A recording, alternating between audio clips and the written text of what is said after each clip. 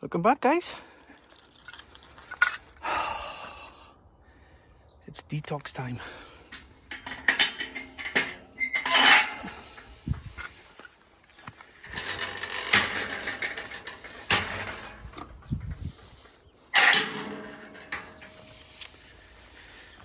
Oh, feels good. Feels good. Right, plan of attack today. Let me turn you around. Tell you what is going to occur at the allotment today. Carl's Garden Veg. Well, welcome back to the channel, guys. Welcome back to the channel. I hope you're all keeping okay and getting some of the jobs ready for the spring. There's no doubt lots of plot holders now are going to be working hard over the next few weeks, getting things ready for spring so that they don't feel that they are rushing. And you may already feel you're rushing, but you know there's plenty of time. Please don't panic. It can be sometimes a bit overwhelming if you've got a new allotment or you've been growing on your perhaps for a year or two. The best advice I can give you is just little and often get down to the allotment when you can, do a little bit. Don't plan to try and do it all, because the next time if you do a lot of work and you're down here for like 5 or 6 hours, in my experience, what can happen is you'll think next time I'm going to allotments, in your mind, I got to work as hard as I did last time. I'm going to do another 5 or 6 hours, and ultimately you put yourself off. So if you dedicate yourself and think, right, I'm going to go down, I got a plan, I'm going to just do that section, I need to clear that bed, and that's another task done. And you know, you just keep doing little tasks, and you honestly, before the month is out, you'll be surprised how much you've accomplished just by doing little bits. And it doesn't feel intimidating, doesn't feel overwhelming. In fact, it feels liberating and almost like a euphoric feeling, knowing that you're going in the right direction and things are getting done. It's fantastic. It's fantastic. And that's the plan today. So I come down, I'll do an hour or so. So obviously the beds, most of the beds are underhand outside. Inside. I've got a couple of things to do outside, particularly on the other half of the allotment that I've got. So I've got a half plot, as you know, and that's the area I'm going to be focusing on today. So one of the beds, I've got my bean sticks are still up, so I'm going to be undoing them and taking them down and bringing them into the polytunnel to store them.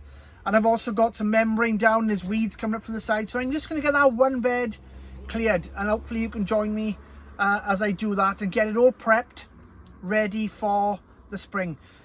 Also, I'm hoping to get some of that wood chip that I got outside in on some of the paths in between those beds, because it's gone dark now, so I want to put another mulch on there, and that made a massive effect on the weed growth last year. So I definitely want to keep building that up, and when it gets to a certain depth, I'll shovel it out, chuck that onto the bed, and then just put new down. And it's almost like a composted material that's going onto the beds, feeds the microorganisms in the soil, and hence you have a great growing soil, as it were, which you guys obviously know these things anyway. But if you're new, that might be something that you've never heard of before. So any wood chip you've got on your paths that are broken down, just chuck them on your beds.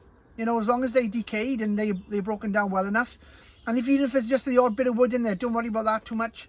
As long as the wood chip is not down in the growing area, the zone. If it's fresh wood chip like this, you know, if it's like fresh wood chip like that, then obviously you don't want to be putting that in the soil. It's alright, there's a mulch, but not in the soil, because it will take more than nitrogen out of the soil to break it down than it does to actually supply anything to the plants, that soil, for that growing season. So let's get out onto that bed and start unpinning things. Like I said, I got a membrane down. I got some cabbages. You're going to have a look at them in a second that they're going to harvest and bring those in. They're going to be jarred up. I got leeks to harvest. I got more onions to take up. I got garlic to take up. So yeah, let's crack on. Go faster batteries time. So this is the first bed. Obviously we've got 3 beds here. The middle one's probably the worst looking one at the moment. This one shouldn't take long. As you can see, I got some red cabbages here. I think it's about 6 that are salvageable. And I got big stinging nettles growing out to the side there. So those sticks got to come down, and I'll take that membrane up and it won't take me long to get into this, and that bed will be sorted, and then obviously some wood chip down here to protect it from the weeds. So there's the plan. Let's crack on. Go faster batteries time.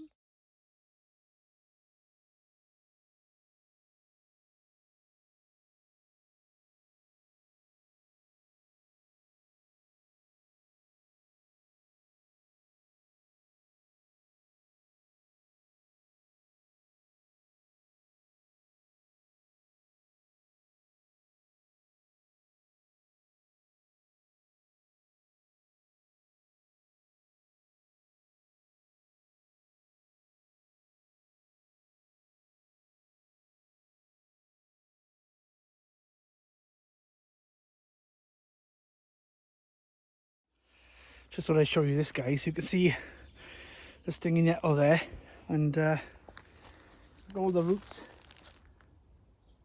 coming across the top of the surface. I'm thankful it doesn't look like they've gone down deep.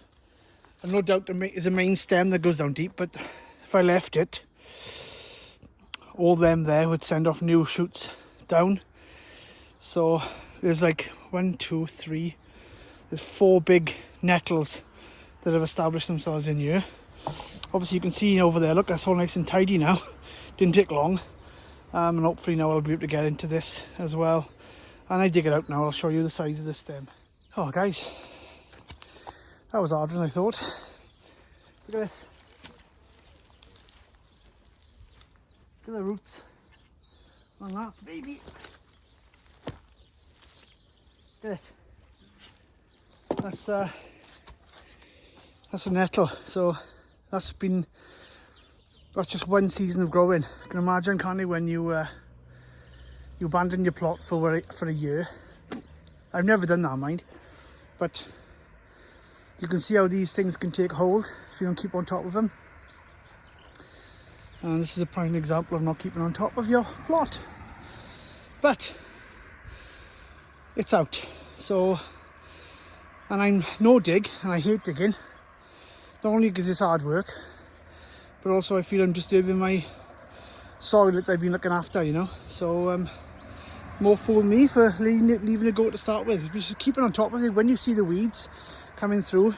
And the compost I put on here last year was compost that I had outside, and there are some stinging nettles there, and obviously the seeds are blown onto it, and I've put it on top of here and they've grown. So that's why it's a good practice if you can, is if you have a large delivery of compost that's not bagged, that's loose, cover it up so that no weed seeds will blow onto it, and you'll have less chance of having back-breaking work like this in the future. So, but I'll remove these now. I got a couple more to dig out on the side, and then I'll just see what's there then, and I think that bed will be nearly done then, to be honest. I just got that other one to look forward to. That side's not going to be too bad because I had peas and beans growing there last year, and there's hardly no weeds. But this side there is some couple of stinging nettles that have resurfaced and some dock leaves. So yeah, all the best to you, Carl. Right, let's crack on.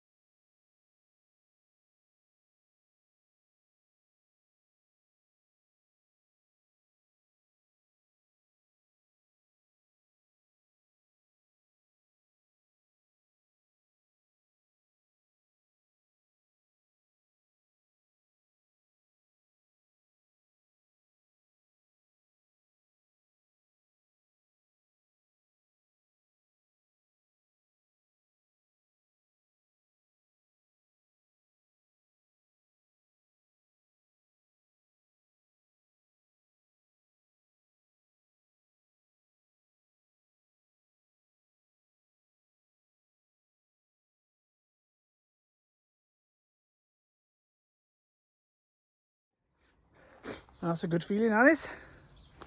Now they done.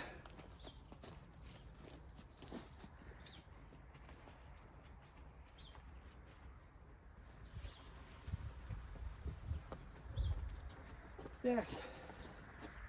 Very happy with that.